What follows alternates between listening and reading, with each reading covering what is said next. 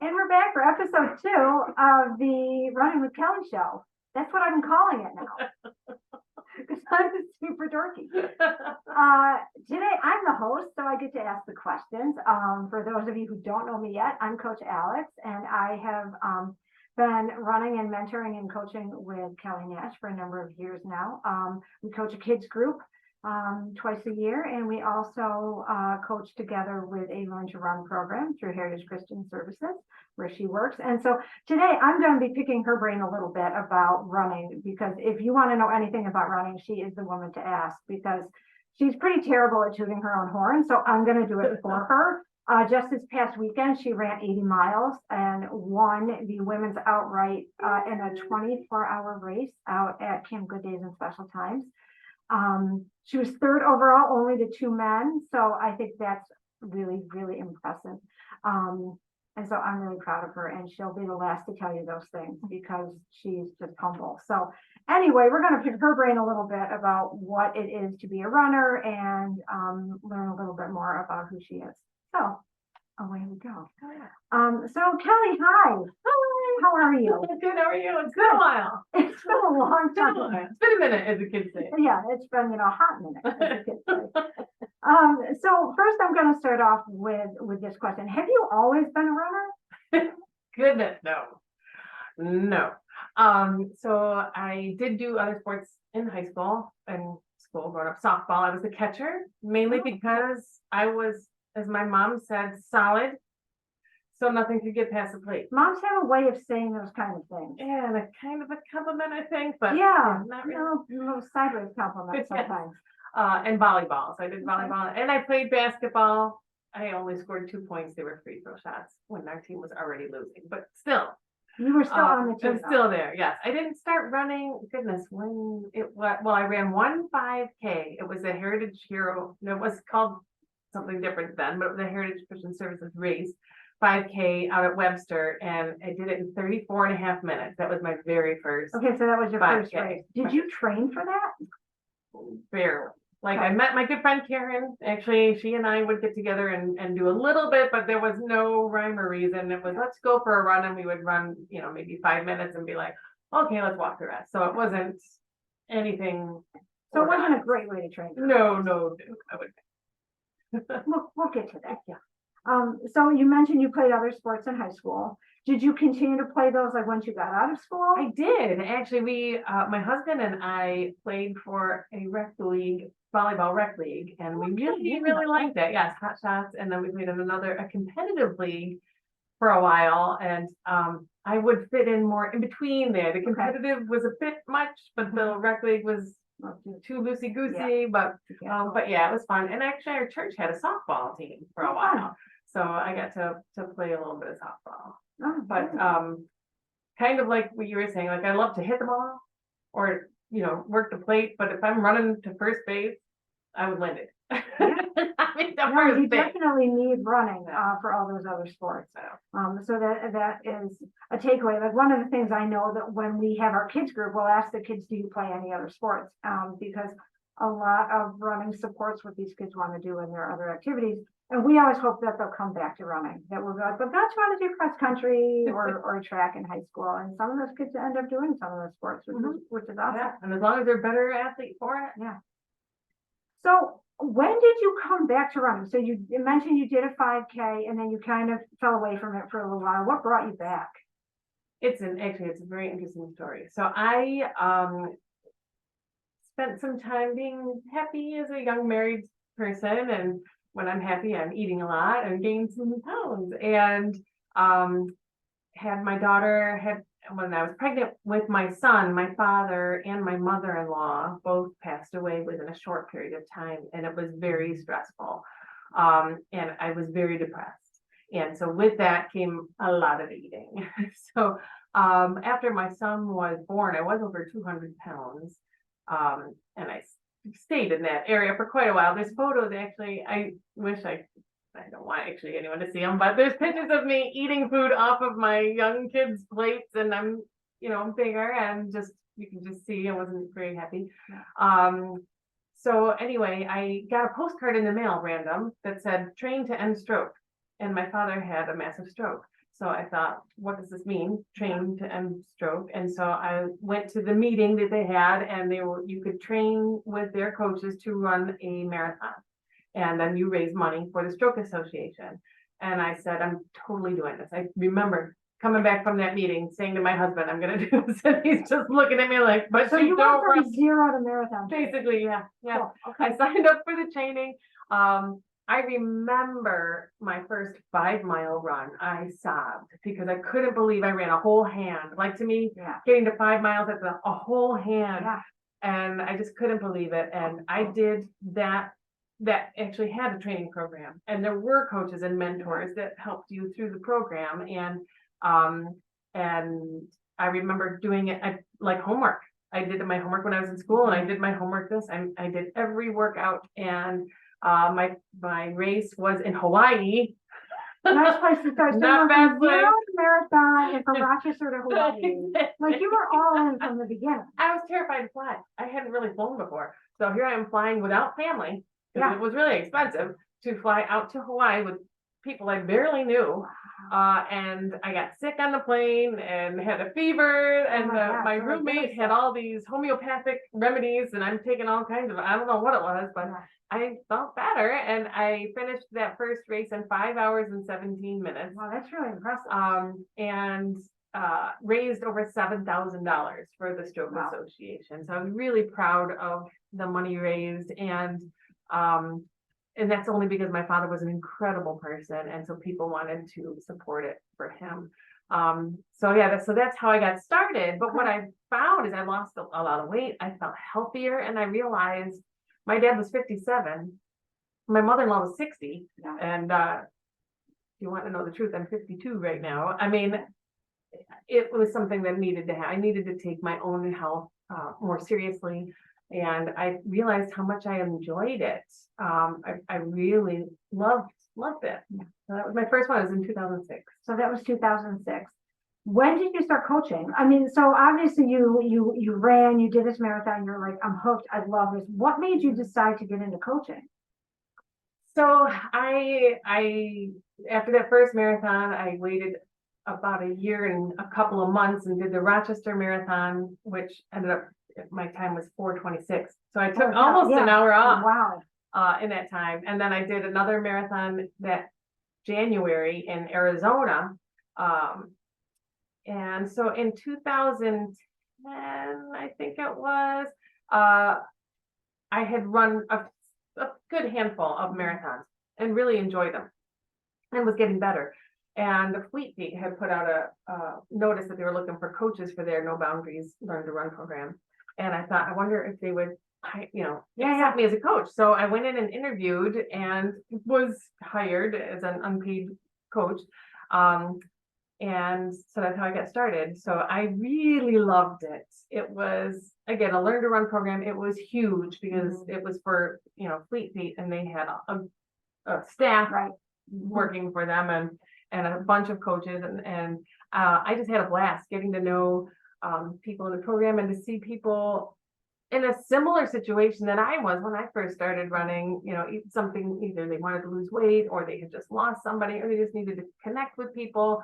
Those were the reasons coming, and to be part of their journey was really special. So I did that for, I want to say, 5 sessions, and then I decided I wanted to get more involved. And so I went through the Road Runners Club of America's coach certification program, which was quite a process. Became certified as a coach, and started running with Kelly in 2012. And then since then, it's been 11 years. 11 years, holy cow. Yeah. Wow. So you told us a little bit about your first ever race. What's the longest distance you've ever run? The longest distance. I didn't say race. Right, the longest distance I've ever run.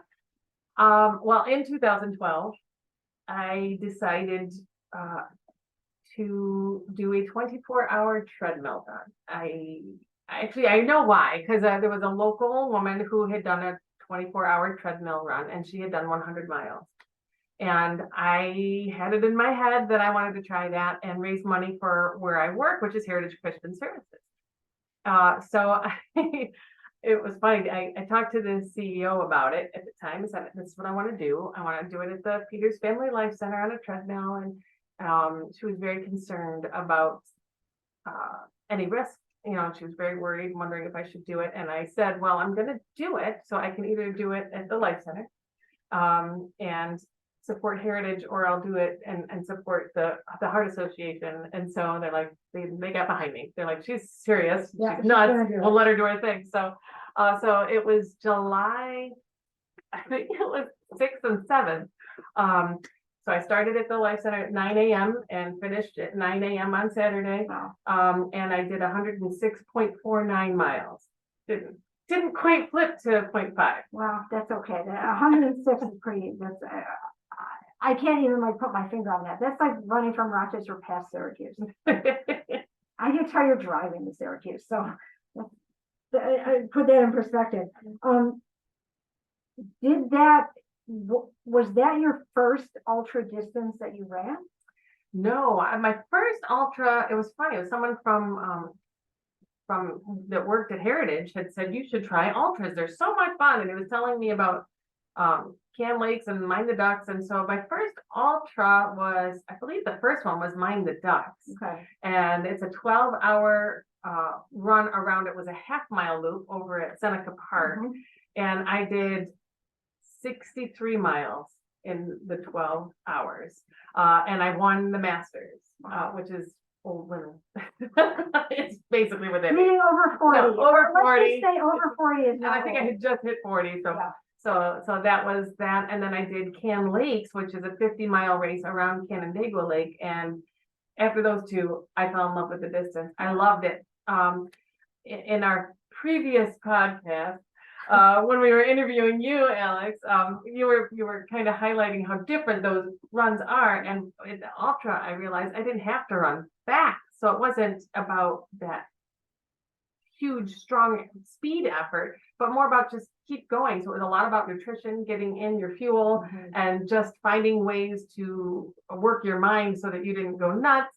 But I found that I really like those longer distances. What's your favorite race? I mean, no, you've done so many, like I know you've done the short distance, the long distances. What's your favorite? It's probably always going to be Can Lakes. It's that 50-mile run around Canandaigua Lake. And actually this coming October will be my 10th time Oh, wow. doing that race. Big celebration. So yes, and I'm excited because when you finish it 10 times, you get your money back for your latest race registration. Really? Oh, that's cool. So yeah, I've done that race so many times. I absolutely love it. You know, I've got you to give it a shot. Yeah. Maybe you'll work your way up to the 50-mile one sometime. I think 50K is great. I'll still work on I'm only ultra crazy a little. it. So you've been coaching now for over 10 years. Tell us a little bit about what you coach these days. Like what are your programs these days? So I work with individuals. I love individually coaching somebody. So I have, like, your sister, for one, is out of state. So Melissa is out of state. I can touch base with her on the computer. We work together and get a plan that works for her. And then there's other people that, like Kathy, who comes to the Tuesday night speed workouts I do, and she doesn't need a plan because she's such a free spirit. And I hope you're watching this, Kathy. I just love you so much. And then there's others that are learning to run and need more, just a different type of coaching. And so I really like the individual coaching. As far as groups go, like you referenced our kids group, we've done, I think, 8 years worth of Kids Run the Nation. Yeah. I mean, we have kids that are in college. We have kids in college now that we've coached at, age 8. So it's funny how quickly time has gone, but I love working with the kids groups, and I really enjoy working with the Learn to Run programs. We're doing this program together, the Heritage Hero training program, and I just love it. I love meeting new people. I love hearing their stories and getting to know them, and to see and hope that y'all continue to run after the program is over. The best part of it is being able to do it with you. So I gotta say. No, it's fun. It's fun working with definitely you. Fun. So tell us a little bit about the race that you're the race director for, right? There's 3 heritage races. Actually, you didn't Yeah. even talk about Buffalo. No, before. yeah. So we There's could promote that 3 too. heritage races technically. So there's Rochester and there's one in Buffalo. So the Rochester one, September 9th, it's at Seabreeze Amusement Park, and it's just such an awesome race. We've had it at Seabreeze since 2018. In 2019 is when we added the 10K. And it'll start and end right in the amusement park, goes out, the 5K wraps around, the bottom kind of old 590. You can see the Lake Ontario, and That's really pretty. run quite a bit in the park. The 10K goes along the Lakeshore Path, which is again is just beautiful in a little wooded area, and ends right through the Midway. Lots of fun. You can add a Seabreeze ticket for just $15 and stay for the day and enjoy some of the rides, which I did last year. It was super fun. So it's just the best race ever. I love it. The 10K is actually part of the Rochester Runner of the Year series. So if you're interested in being part of that series, you definitely want to run this race because it's not a lot of runners registered. It's a good opportunity to get some points on the board for Runner of the Sure. Year. So Yeah. it's a good one. Yeah. And then the other race in Buffalo is on Grand Island at Beaver Island State Park, and it is beautiful. It goes right along the Niagara River. You see Canada across the way. For that one, there's catered food, really good food. There's bounce houses and stuff for the kids and live music, and we have a big basket raffle. Really nice stuff. So that event is super. That's the next weekend, so it's September 16th. So you can do both races. I think if you register for both, you get $5 off, actually. So go to www.heritagehero.org to register. Yeah, get out there, get running, register. I have one more question before we go. Yeah. And this was something you had referenced earlier. You have signed up for a race or a set of Oh, races. yes. Do you want to talk about it? I don't know. It seems so real now. So I've been wanting to do this for a while. In Old Forge, which is my favorite place in the world up in the Adirondack area, they have a running festival. And I just signed up for what's called the AD Crazy, the Adirondack Crazy. It's a 5K Thursday night, a half marathon Friday morning, a 10K Friday night, and a full marathon Saturday morning. So I just registered for all of that. Wow. So I'm really, really super excited. I waited to register till after the 24 hour to see how it's recovering. For it. I mean, you did 80 miles in 24 hours, so you're ready. Yeah, I'm really excited. Yeah. It'll be fun. Yeah. So that's Coach Kelly. I'm Coach Alex, and get out there, run, register, and we'll see you out there. Yeah.